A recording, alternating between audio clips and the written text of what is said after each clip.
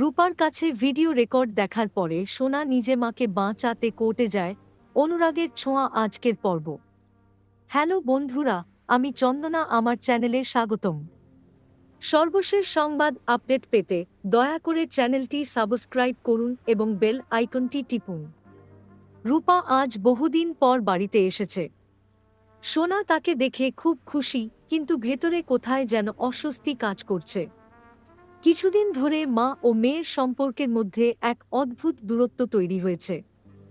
আর আজ সেই দূরত্ব আরও গভীর হতে যাচ্ছে, কারণ সোনার হাতে এসেছে এমন একটি ভিডিও রেকর্ডিং যা রূপার বিরুদ্ধে গুরুতর অভিযোগ তুলে ধরেছে।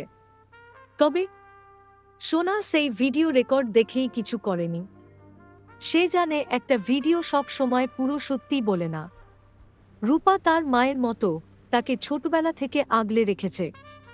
তাই সোনা কোর্টে না গিয়ে সরাসরি রূপার সঙ্গে কথা বলতে চায়।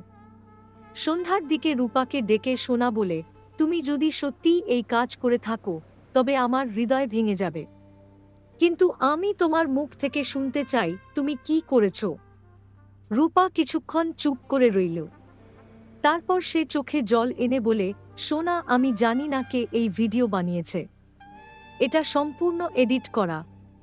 আমি কখনোই এমন কিছু করিনি। সোনা বুঝতে পারে এটা খুব জটিল একটা ফাঁদ। সে সিদ্ধান্ত নেয় কোর্টে না গিয়ে প্রথমে সে নিজেই তদন্ত করবে। সে ভিডিওর অরিজিনাল সোর্স খুঁজতে থাকে। হঠাৎ করে বাঁচা থানার একজন সাব ইন্সপেক্টর, যে তাদের পরিবারের পুরনো বন্ধু, এসে বলে যে ভিডিওটি তৈরি করেছে অনিরুদ্ধ, রূপার সাবেক সহকর্মী, যাকে রূপা অফিস থেকে বরখাস্ত করিয়েছিল।